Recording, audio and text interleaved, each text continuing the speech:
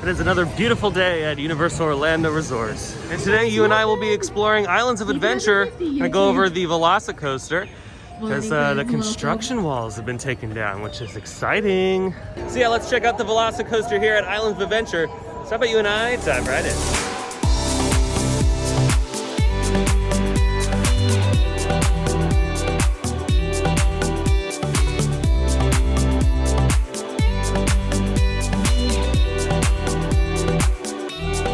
Well, hello everyone, welcome back to another theme park obsession video. My name is Dylan. Thank you so much for tuning into the channel. I greatly appreciate it. Yeah, we're cruising around Islands of Adventure.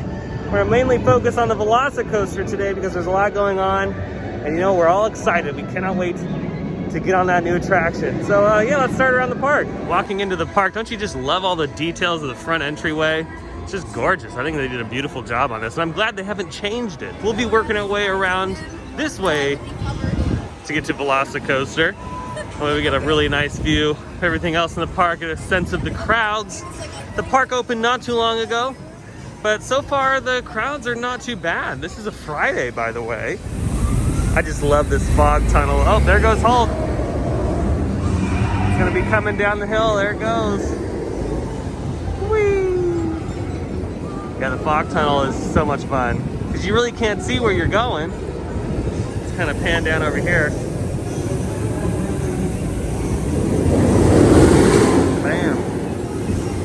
There they go. Such a fun ride. Oh, look who it is. It's Spider-Man, Cyclops, and Storm. They're saving the day of long wait times and huge crowds. It is a really nice day today. It's not too hot. It's not too cold. It's like just right, because you know sometimes it's so hot out here that it's just unbearable. But right now this is nice. I will take this over the hot summers any day. Uh-oh, the water hazard's on. Watch out! Watch out! Oh, look how, oh my goodness, look at how wet they got. Before we look at some more VelociCoaster goodness, we're just checking out the rafts. We're waiting for people to come by to see how annihilated they get from the water hazard. Is anybody on that one? No, but look at that. You're just done. There is no way you're going to be able to stay dry on this ride. And that's why it's one of my favorite water rides ever. Alrighty, we're hanging over by Popeyes, getting another shot of this gorgeous coaster. And you can see there's a lot of crews on site. There's people pointing fingers and talking, and then there's people planting more plants. There's people pressure washing the ground. There's people running around everywhere. There's a lot of activity today. This is during the week, so they're gonna get as much done as they can. And the weekend, things kind of slow down a little bit. Most crews go home for the weekend. Oh yeah, this is nice. There's really not too many people in this back area of the park. Well, yeah, they'll eventually work their way back here. You see the construction fences are still up around Jurassic Park. Working on that. They'll be working on that for the next few weeks. Or maybe even sooner. I saw a huge splash, so that means they're testing the attraction. Maybe this was just a short refurb. Oh yeah, there it is. There goes another one. I think eventually this will turn into Jurassic World like it has over in Hollywood. It just makes sense, especially now that we have the Raptor encounter over here and the VelociCoaster. You know, this is the last remaining attraction besides this beautiful little coaster over here. This is one of the last remaining major attractions that hasn't received the Jurassic World layover. So I think this one's next. I believe they'll do this after VelociCoaster opens because they don't want to have two big attractions. They don't want to have a big attraction closed. They'd rather have at least one open up, and then that way they could, you know, take this one down and start painting it and refurbing it. And if they do end up doing the VelociCoaster, if they end up doing the Jurassic World layover, I'm interested to see what kind of elements will be different over here in Orlando versus what they've done over in Hollywood. Oh, will you look at that? I was right. I was predicting that there would be a waterfall here, because the concept art showed water cascading down from this beautiful rockwork, and sure enough, there you have it. How cool, I love that. Now I wonder if the water is close enough to where it's like a flyby. Not really sure, but by the looks of it, it's maybe just in that one corner. There might be another water element somewhere else, but oh man, that's so nice to see the waterfalls on. And that's nice that it actually made it from concept to actuality. I can finally be at ease. There's a water feature on this attraction. Oh man, that just made this ride 10 times better. I'm a water guy, I like water features. It's nice because it adds texture to the environment. Not only have this beautiful rock work, but now we have water added to the mix, as well as all the cool little faux plants that they've stuck on all the rocks. I've been noticing a little bit more here and there. They've been putting final touches.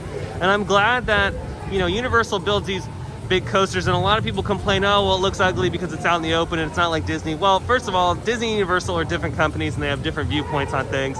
And second, you have to look at, this is a beautiful structure, especially the way that Universal, you know, puts the rockwork in there. They're not just putting up a coaster, they're, you know, constructing something that's just more than that. And the way they've done the design is really nice. And they've made it look as like realistic as possible with the environment that we're kind of in here in Jurassic Park. I mean, this is probably what, I mean, if Jurassic Park was real and we were on the island, this is probably what a coaster would look like if you had to intertwine it with the different, you know, environmental aspects of the island. Alrighty, this is where things get a little bit more exciting. They've taken down the construction fences that are closest to this portion of the attraction. Inside, this is where the coaster track is, and you kind of lead up to the first show scene. The station's right over here. You board, come around this corner, and then in this general vicinity, behind this this beautiful bamboo, is a show scene, and that's where the first launch takes place into the first element. But yeah, they've taken down all these walls. It looks nice. The pathway is now more open, so there's more breathing room. They've also placed some tables and chairs there, more places to sit and have a snack.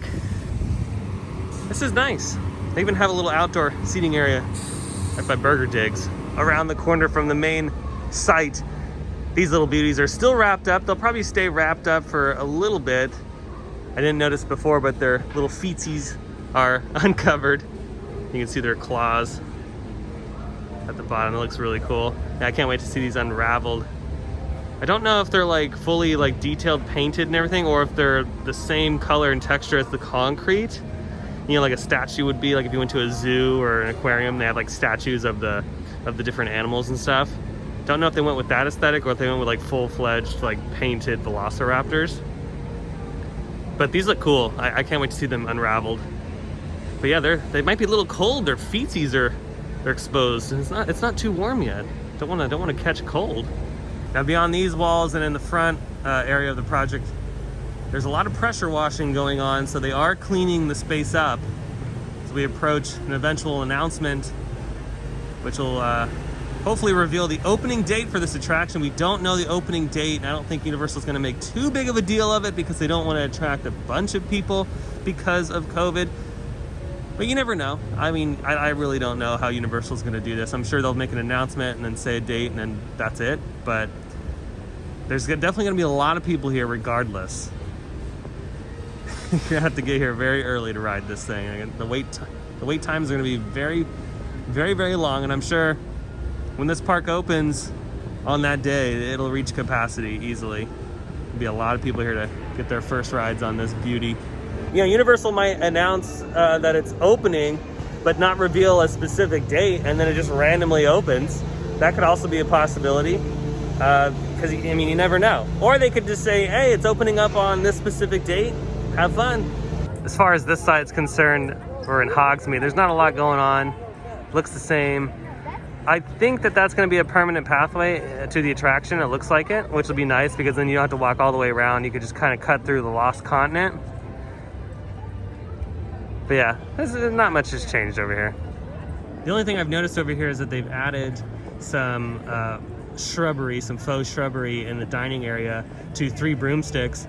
You know, honestly, in order to address the sightline issue on this side, I mean, it's not bad. I mean, obviously, there's only so much you can do, but they could enclose this space and add some, you know, windows or something. But that way it blocks out a lot of the coaster, so you don't have too much of a clash when it comes to, you know, a giant coaster next to Hogsmeade.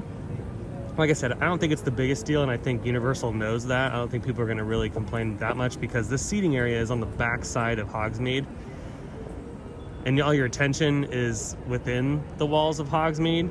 But it's a suggestion. Maybe they can put some windows or close up the dining space and add some fans in there and make it a little bit more you know, intimate. Oh my goodness, look, there's the turtle.